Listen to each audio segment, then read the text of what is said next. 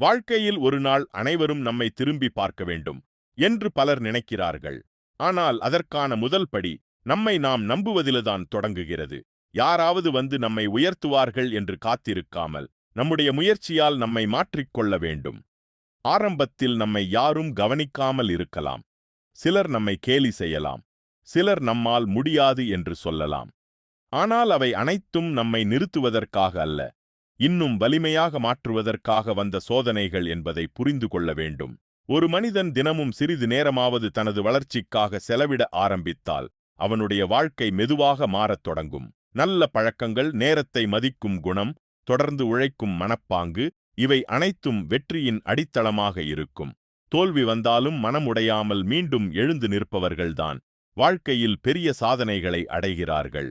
ஏனெனில் வெற்றி என்பது ஒரே நாளில் கிடைப்பதில்லை. அது பல கஷ்டங்கள், கண்ணீர், பொறுமை மற்றும் கடின உழைப்பின் பலனாக உருவாகிறது. நம்மை மதிக்காதவர்களுக்கு வார்த்தைகளால் பதில் சொல்ல வேண்டிய அவசியமில்லை.